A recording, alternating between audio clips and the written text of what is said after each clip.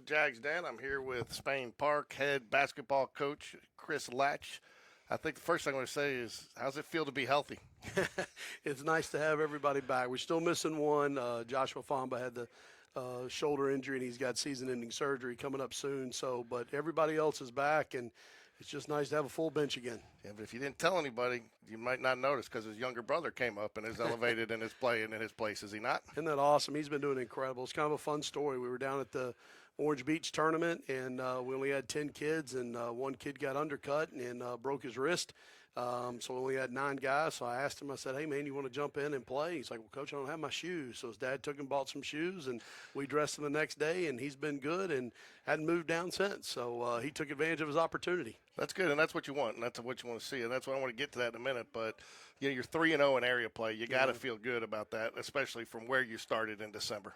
Oh, no doubt. I mean, our guys are just getting better. You know, when you deal with so many injuries, the preseason is building who you are and your identity and your roles.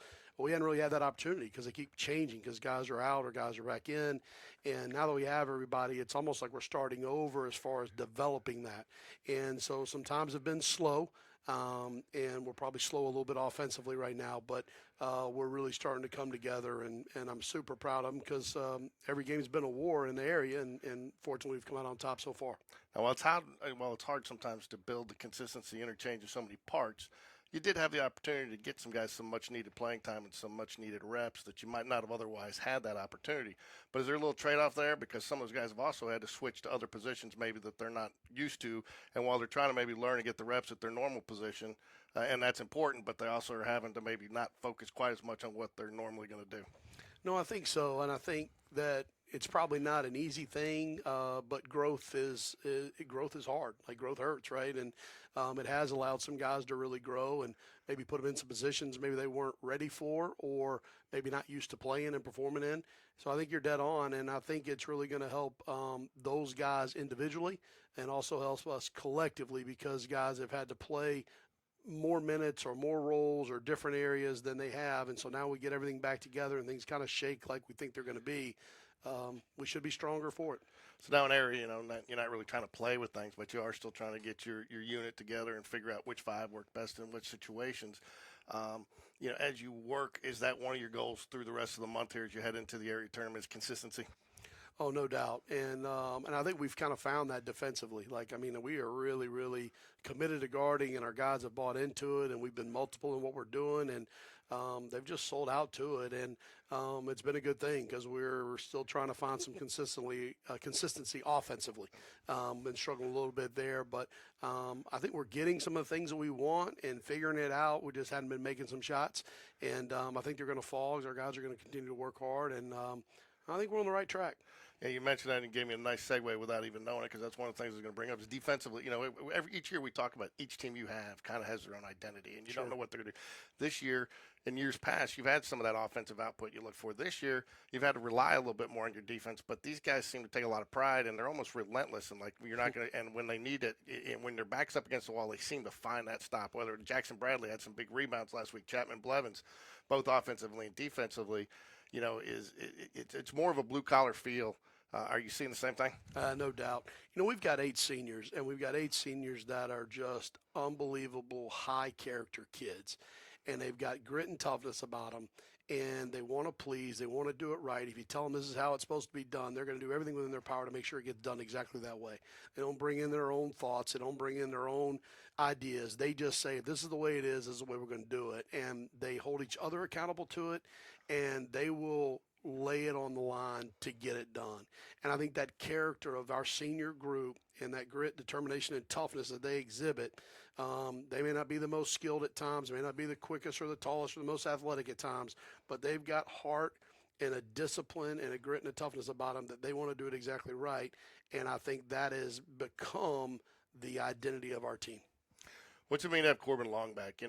Sometimes he does different things, different games. Sometimes he will go off and score. He loves. I think he's patented that little 8 to 10 foot jumper that he's got in the lane. But he also seems to be the straw that stirs the drink. Taking an old Reggie Jackson term, but he just seems guys don't seem to be. He's a little general on the floor. Got another Avery Johnson term. What does it mean to have him back? I know he's doing it from the bench, but just having him on the floor. No, I mean he's good. He started every game last year and played a lot as a sophomore, and so he's experienced, right? He's the most experienced kid that we have in our program right now, and he's played in big games and had big moments and had that pressure. And last year it was, his sophomore year it was just kind of come in and bide some minutes, right? And then last year it was come in and get the ball to people because we had some guys that could put the ball in the hole. This year he's got to score, and I think that was hard for him because he's just got a facilitator mindset, and he's really worked hard on becoming a scorer now. And so now he's having to figure out exactly how. Like some of our area teams are taking him away, so now he's got to facilitate again. But when he gets an opportunity, he's got to be able to score it. But his experience, his leadership, his loyalty to what we're doing, his being bought in, how much he cares is invaluable on the floor for sure. Yeah, you mentioned offensively some struggles, and really the struggles would come from the outside. Over 50% of your points have either come from in the paint, but I think more importantly, you guys are getting a ton of second chance points, which again is hustle. I mean, that's where you're out hustling, you're out boarding, and it seems to be everybody across the board. You got guys that are 5'4" that are playing like they're 6'7", and then of course you got T.J. Lamar that's and I think. So, I mean, what is that? I mean, have you had to shift your focus to more of the inside game and more rebound, rebound, rebound? Or is it just something that they're kind of picking up on and they're playing and they're just getting those second chance points? Yeah, a couple years ago, we really started analyzing our program and things. And about 3 years ago, we made a real emphasis on trying to get offensive rebounds. And so there's a stat that we keep. It's called offensive rebounding percentage. So for percentage of every offensive rebound opportunity, how many do you get?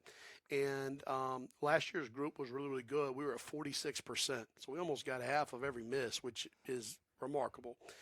This year's group's a little bit lower, but what you see is we have some real high energy guys with high motors that just keep running, and a TJ Lamar, a Chapman Blevins, a Parker Chase, guys like that who are relentless with their effort. And it's, offensive rebounding is a multiple effort thing.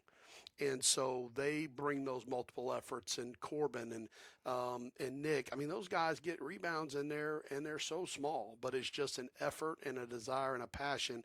And I'm super proud of that because it does. It speaks to that character and that effort, like you spoke of, because their size doesn't say they should equal rebounding. Another thing I think that's important, some of these stats, to a coach, I think they're sexy, but maybe not to the average fan. They're looking at field goal percentage, three-pointers, stuff like Sure. that. But your turnovers seem to be pretty low. You seem to be protecting the ball, but you're also really capitalizing points off of turnovers. And, where's that coming from? Yeah, so we started off first part of the season. We were averaging 18 turnovers a game, and we're down to around 12 now, and so that's better. We're moving in the right direction there. And then in turn, we got to take care of the ball. And we talk about an easy basket war every night. An easy basket war is getting to the free throw lines. Those are easy points. Are we getting more of those, or is our opponent? Offensive rebounds and second chance points. Like, for instance, the other night, we only got 4 offensive rebounds, but we converted them into 8 points. We only gave up 3 offensive rebounds the other night, but we converted, I mean, every one of those, into points, which is huge. And then talk about transition. Well, early in the year, we were giving up so many, we call them pick six turnovers, where we turn the ball over and it ends in a layup on the other end. And we've done better at handling the ball and not allowing those. But then, like the other night, we got some pick six turnovers, and we were able to turn their turnovers into easy points for us, which was huge. Chapman Blevins, I believe Chelsea game started off back and forth, very competitive game.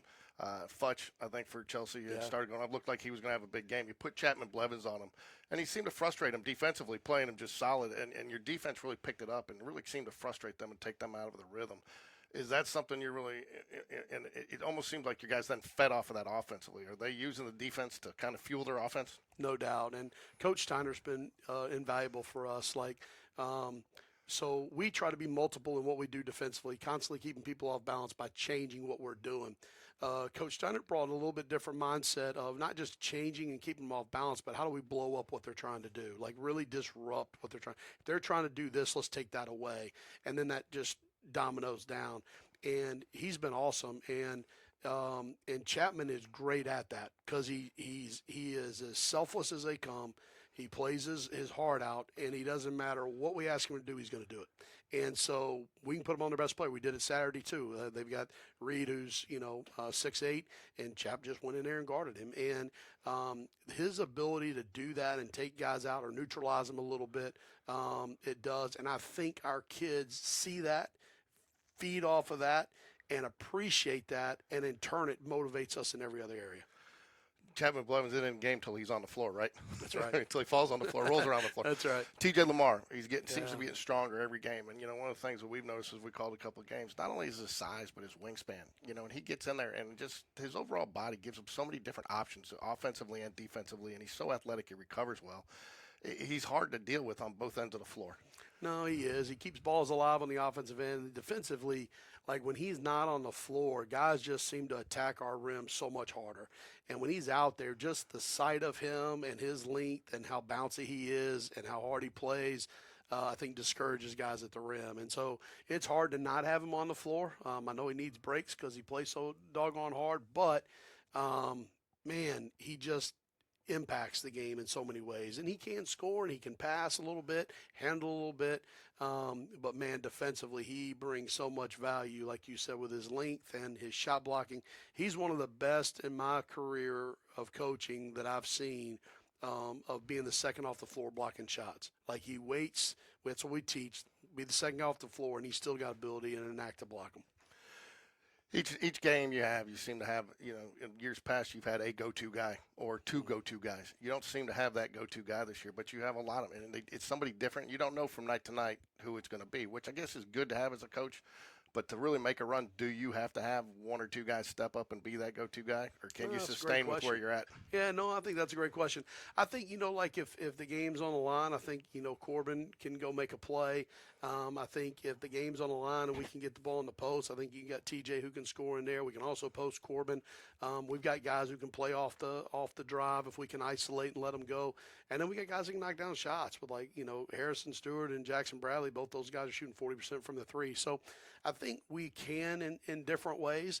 And so I don't know that it has to be. I think the good thing about this is that every team has tried to attack us differently with their defense. All right, so like Oak Mountain tried to get us and turn us over and play a little more fast. Hewitt really tried hard to take Corbin away, and so we were able to take the pain away, so now we got to try to beat it from over the top, but we have some guys that can. So based on how sometimes you're good enough offensively to overcome whatever their tactic is. This year we may not be, but we are still multiple enough that however they choose, we're going to take what the defense gives us, and I think we're still good enough to beat it if we make plays, whatever way they leave us. You can't take everything away. Right.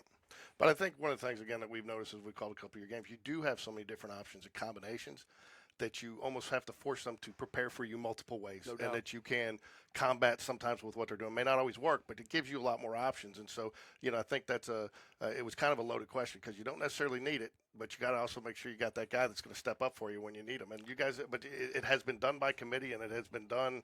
Somebody always figures out a way to do it. That's right. No, and that's the deal. Somebody's got to make a play. I mean, when a play's got to be had, somebody's got to do it. And we do have a lot of options, and that's kind of been the neat thing this year. I mean, last couple of years you have one or two or three guys that you kind of hang your hat on every night, and if they're having an off night, you still ride them. But this year, if somebody's struggling or whatever, we can go right to somebody else. And Corbin Long had a tough night the other day, and we just put Cooper Gann, a little sophomore, in because he had all that experience earlier in the year, and we trusted him just like we trusted Corbin in big time moments in area games, just because we felt like he was ready. And so I think we do have more depth and an ability to go to different weapons. Two more for you, Coach. Yeah, you talk about the younger, and we talk about it, different guys stepping up. And one thing, again, that we notice is you guys don't seem to panic.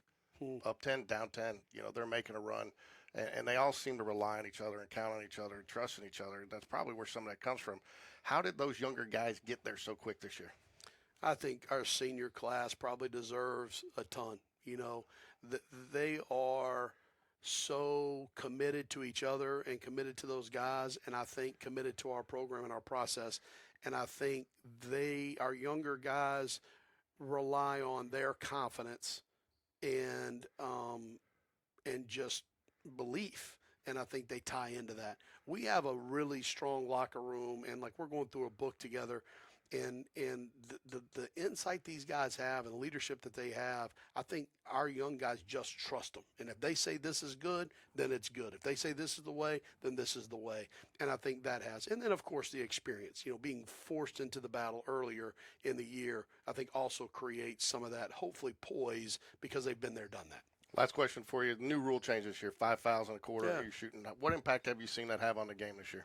Oh no, I kind of like it. I don't know that. I mean, like if I was trying to decide if it's a good rule or not, but I've enjoyed the fact that it resets.